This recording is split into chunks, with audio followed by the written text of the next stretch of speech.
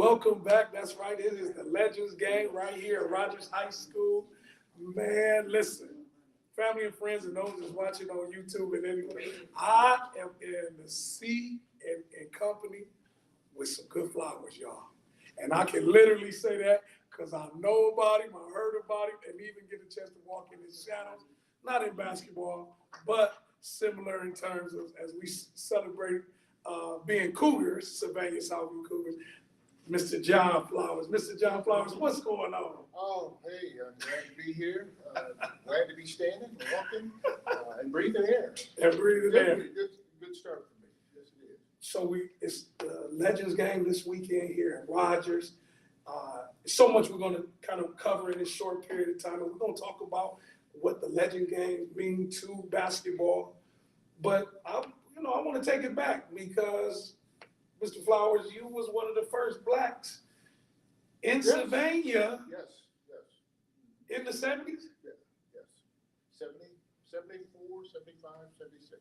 Yeah. And for those that don't know about, Toledo, but your outskirts, Sylvania, it ain't very many of us. And I happen to graduate later on, 30-some years later, but in the 70s, how did you get to Sylvania Southview from Toledo? I left Macomber. I actually didn't leave Macomber. What neighborhood did you grow up in? North Toledo. Okay. Toledo, Bancroft and Franklin. Oh, man. So What's that, the 101? Yeah, right down the street from the 101. So y'all know where we at now. Franklin, Vermont, yeah, that was the hood. That was what I grew up in. And so for the most part, when my mom passed away, we moved in with my grandfather. And so my grandfather, which, he went to work every day. His only thing was be in by the streetlights. Okay. The streetlights came. And so for whatever reason, we always came home before the streetlights came. The man worked a 3 to 11 shift. And y'all was in there. But y'all was in there. But we were sitting on that porch by the time the lights clicked. Okay. And I'm thinking, is somebody else out there watching?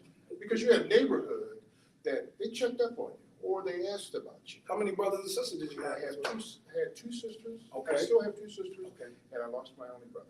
And y'all was on the porch in the house. In the house. By the time that streetlights came. And then we stayed right next to the Bancroft Kent Center because again, playing basketball, we were right there. Big Ray Lottery? Yes. With the right Harlem? there. Yes, right there. So in terms of having activities and being in the house, everything was going on. And when the one-on-one, when people were shooting in the one-on-one, I was afraid to look out the window. Uh-oh. You get raised up and you hear pop, pop, pop. I'm thinking, what is that? Don't look out the window. Don't look out the window. They're shooting. I'm like, who are they shooting at? Like, you look out the window, they're shooting at you. And I'm thinking to myself, I'm like, wow, this is an interesting. I mean, it was kind of surreal. Yeah. Because you really didn't think that much about it because it became a normality. Okay. Actually, it became a normality. And we're talking about it in the 70s. In the 70s. Yeah. Okay. So it truly, for me, was an experience. Okay. It taught me to stay in the house when I'm supposed to be in the house. Don't go nowhere when you're not supposed to go. If the neighborhood watched people, because there was always somebody in the neighborhood telling us, for whatever reason, telling us. Oh, so y'all, it wasn't called snitching, and it was telling. It was telling. And because the interesting thing about it, I did something to the grocery store. I went to the grocery store. In that plaza, that was right across right across the street. What was it called back then? It was IGA when I was a kid. But many of us know that plaza right over there. It was. And it was a grocery store. It was a grocery store, and the grocery store person, or the owner, knew my grandfather. Okay. And he knew when I'd come into the grocery store. I came in with one of my friends, and we all bad and thinking, I'll get some penny candy. And I'm thinking to myself, he didn't give us to it. We didn't have any, I don't think we had enough money, but whatever it was, we didn't have enough. And I gave him the bird finger. Okay. Walking out, pissed off because he didn't give me what I wanted. Yeah. And I turned around and gave him the bird finger. Uh-oh. I walked out the store. A couple of days later, I'm sitting at the dining room table, my grandfather's sitting there. I talked to Mr. Smith, and he told me you did something. And I looked at him and I said, did what, Grandpa? I don't know what you're talking about. I have no idea what you're talking about. Yeah, you did something. You don't know what you did? No, Grandpa, I don't know what I did. He told me you did a bad thing. And I'm thinking, he never expressed to me what it was. He never gave me the bird finger. He wanted me to explain to him what it meant. And at the time, I didn't know what it meant. You I was just following somebody else who did it. Uh-oh. Okay, and so my lesson at that particular point in time, who ratted me out? Who told me out? And come to find out, yeah, it was the owner of the store. Oh, the grocery store. Oh, the grocery store. I'm like, really? I got these folks watching us? But that was an eye-opening experience because that's when I met my uncle. Okay. And he was the disciplinarian that came over. He got the call, and so we were always concerned when he came over. Well, Unc came over. Because he would sit and just be quiet about what was going on. And before you know it, I'm thinking that he would be the person that either say something to us about it, or me in my case, or what the bird finger meant. And again, he never told me what it meant. You'll get a whooping for that. I'm like, get a whooping for the bird finger? Really? It was that bad? You know you're not supposed to do that. I had no idea that it was. Wow. So it was one of those lessons that family members taught and the neighborhood squealed. All right. So you get out to Savannah. At the time, it was probably all one high school before they broke it down to Southview and Northview. All your siblings went out to South? I was the only one. We were, Paul and Fran Giller had approached us, or approached my grandfather. And they had said, we would like to adopt your sisters and your brothers and have them move out with us. And so up to that point, we had, my brother was in Mrs. Giller's second grade class, and I would always walk to school, pick him up, and take him home. Okay. So that to establish a conversation with her, she got interested in us. She started asking questions about our life. And basically, we shared this and shared that. And before you know it, when she discovered that my mom had passed away, then they start showing up all the time. Showing up at my grandma's house. Oh, we'd like to take you out to eat. You and your brothers and sisters will take you out to eat. So at the time, I was just thinking, it's somebody being nice. Okay. No idea that basically this would lead to anything else other than them being nice. Okay. And so at that particular point in time, they said, well, we'd like to adopt all four of them. And I'm thinking, adopt all four. So they approached my sister. My sister said, no, I ain't going out there. You must be nuts. I ain't living out there with them. And so I'm thinking to myself, okay, it can't be that bad. My other sister said no, because we had all been individuals. We had all been individuals who did their own thing. Okay. We had our own friends, we had our own groups, and so separation-wise, we never did anything together. We was always doing something with our own friends. Okay. And so they all got asked if they wanted to come out and live with them, and I was the only one to say yes. How did it survey? Was it what was that experience during that time? Experience? Did you and what was the racism like? What was that tension like? Or did sports, what it did for me when I was out there in the 90s, sports helped cover up any of the racism or the racial tension that might occur because I played sports. But again, we're talking about in the 70s at the time that you're there in the 80s. What was that like? Or did sports kind of cover that? Covered it because I'm walking in Savannah and being, there's this tall black guy walking down the hall in Savannah. And I'm like, what about the street first before you got to the? Well, it was the neighborhood we stayed in. You had a lot of Jewish people. You had a lot of, I wouldn't say affluent people, but hey, they lived well. Okay. And so me being in the neighborhood, everybody's always watching who was that black guy. Who's that black guy on that large orange bike? Because I had a bike. Okay. And that's how I got around in the neighborhood. And so basketball, when I came to Savannah when it was one school, they sort of knew who I was before I got there. Okay. And so everybody was talking about me before I even got there. So I was on the down low. I didn't say much to anybody else, but it was one of those things where, hey, let's shop flowers. Hey, let's shop flowers. And I'm thinking, okay, how do these folks know about me? Because Macomber played Savannah at Savannah my sophomore year. And so I'm thinking that's probably how they know who I am. Okay. And so for that point, it was like, okay, that's how they know who I am. And so that sort of opened up the door because coming in and playing against Savannah when I was at Macomber, it sort of put the situation at ease. Oh, he's a basketball player. Okay. And that sort of made the carpet much better. Absolutely. And the appreciation of me being there, not knowing that, hey, there's not many black players here, because they had one black football player. His name was Jim Pickens. He went to Michigan. And so he came to my house his senior year, and he said, oh, John, this is a great place to be. You'll have a good time here. I'm thinking, well, there's not many of us here. In fact, I only see you. And so it was one of a question that I had asked myself. I'm thinking, is this going to be okay? But it turned out a wonderful experience because they accepted me with open arms because I didn't hear anything in the back, oh, there's that tall black kid, or you didn't hear any racist things being said to me. Because I was accepted because I played, I think because I played basketball. And everybody And you were really good. He was really good. Yeah. I'm gonna help Name's still up on the walls. Yeah. And so it was, I was kind of surprised because coming from the city schools to Sylvania, the difference is in terms of support, community support. Okay, what lacked in the city was that you didn't have mom and dad showing up. And out in Sylvania, everybody came. That's what they did. That's what they did on the weekends. That's what they did for sports. Everybody showed up. And so from that particular point, everybody showing up, it was unbelievable. It was just, they welcomed me with open arms. And, you know, I mean, one kid came to my house, he says, can John Flowers come out and play? I'm like, can John Flowers come out and play? Really? Came up, knocked on the door. And I opened the door and I'm thinking, I'd like to take you somewhere. I'm thinking, who are you? Okay, and why would you like to take me anywhere? And so that particular young man, which his name was John Giteau, he was one of the writers for Sylvania. Okay, and I didn't know that he was a writer, and all the stuff that I read about me, he wrote. Wow. Okay? And so our relationship sort of blossomed. But in the back of my head, I didn't know that. Okay, it wasn't until I started reading the stuff years later that he wrote it all. And so we became great friends. He'd show up, pick me up, and take me to school. Actually, take me to Southview. I'm like, oh my goodness, dude.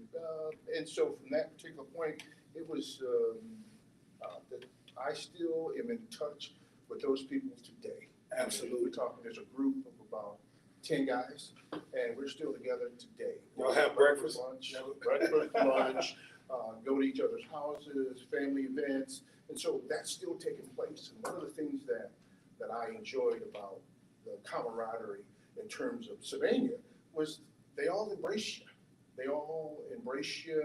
I mean, I may have a couple of, one in the neighborhood that was, you know, they didn't embrace me, but I understood that. Understood. But it didn't stop being me.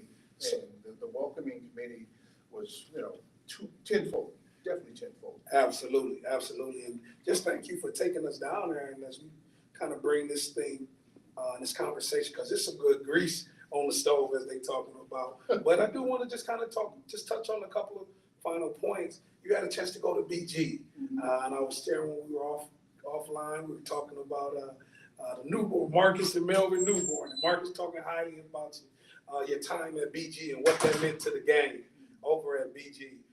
What was it like to be a Falcon at that time and be the man at BGSU? Well, it was one of the things where you're walking into an aquarium with a lot of other fish that were good in their region. And so I had no idea who all these number one dudes were. We were all together as one playing for Bowling Green. I mean, Joe Fain, and Marcus came after, okay, Rosie Barnes. These are all people who were good before I even got there. I mean, they were all state, all world in their own environment, and we all had to come together in Bowling Green and make it happen. And so it became it was a competition. Yeah, I had to prove myself every time I got out there on the floor because I didn't know you had some shooters, you had some rebounders, you had some guys, and I had no idea who they were, who their background was. So who would you say was some of the most notable players in basketball history that you had a chance to play against and give them the business? Because Flowers, Mr. John Flowers, wasn't short of giving folks the business. What were some of the household names that you had a chance to play playing in the MAC? In the MAC, we had Ray McCallum. That dude can shoot the lights out. I mean, what was so impressive about him, you can be all in his face and he'd be draining threes. Back then, it was twos. And so he'd be draining, fading away. I'm thinking, who is this dude? Wow. I mean, he's awesome. I mean, they beat us at Bowling Green, okay? But it was, then again. And he played for? He played for, Ray played for Ball State. Okay. Ball State. And so he was one of the players that was just, he was awesome. Any other legendary basketball players you had a chance to play against? It would have been, I'm thinking, because I didn't know them personally, Understood. because we all got out on the floor And it was showtime. And it was showtime. And so, obviously the rivalry between Bowling Green and TU was just hyped up to the point of craziness. I'm thinking, why are these people so hyped up between BG and TU? It's right down the street. And it was a part. It was on. It was always on with University of Toledo. And so it was a rivalry to this day, it's still strong. Absolutely. And so when they showed up to our house, we rocked it. We rocked them out because it was one of the energy in the old stadium, Anderson Arena, was incredible. It was, when I got to Bowling Green, the coach said, "We're gonna knock this wall out." I said, "You gonna knock the wall out?" "Yeah, we're gonna knock this wall out." And so every person that came in, BG, every recruit that came in to Bowling Green, Weiner says, "We're gonna knock the wall out." To this day, the wall is still standing. It's still standing. Didn't knock it out. Didn't knock it out. Didn't knock it out. But it brought energy because everybody showed up every game. Absolutely. It was literally madhouse. The energy that Bowling Green brought to the table every time we showed up was incredible. Absolutely. I mean, you bounce the ball. I mean, you can just feel it. We were in the locker room and people were just going bananas. I can feel your energy now, like you're ready to play right now. It was just incredible. I mean, in terms of explosiveness, that's how good it was. It was, I'd say, something I'll always remember. Absolutely. And again, we want to thank you for taking a moment, and I'll just bring this conversation to a close. So we're here at Rogers. It's the Legends Classic Weekend, the inaugural. What does this do to the game? What does this do for the past? What does it say about the future? Why is this such a mutual benefit that is happening right now? Because I think in terms of our time period, when we came up, 70s and 80s, it is a time period with basketball in the city of Toledo. You had great players at every school. Oh, wow. And those players that I have played with, the Elite Eight, all these guys I played with, played against, didn't know we'd all come together at this point in time in our lives and become the Elite Eight. And I'm thinking, there's just guys I played basketball with. Obviously, playing with Calvin Ramsey, it was thinking he was fast. He was incredibly fast. And so Truman Claytor, he could shoot. Truman, we knocked him out. The Bulldogs, it was him and Donald Collins. I'm thinking, I recall Donald Collins in the tournament. Every game was a rivalry. In the tournament that we knocked out Scott, Truman Claytor cried. I'm like, and at that time, I was only a sophomore. We got that recorded too. Yeah, I was only a sophomore. Okay, and Scott High School was a school to beat. Okay, and so I was pumped up. I'm just a sophomore. I mean, enjoying the magic at Wade High School. And Donald Collins went. I keep telling Donald that. I said, Donald, remember that shot you tried to shoot at the end of the game at half court, and I went all the way out there and blocked it.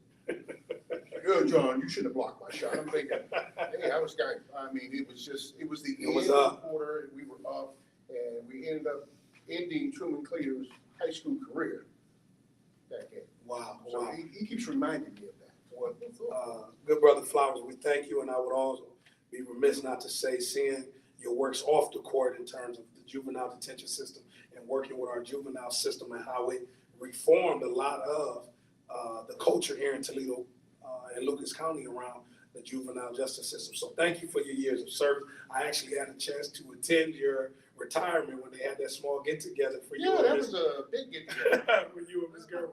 But we thank you, and we know you're going to be around this weekend and enjoying some basketball. Any final points you would just like to say about the Classic and what people to keep in mind about this opportunity in the day that we're in with this Legends Classic?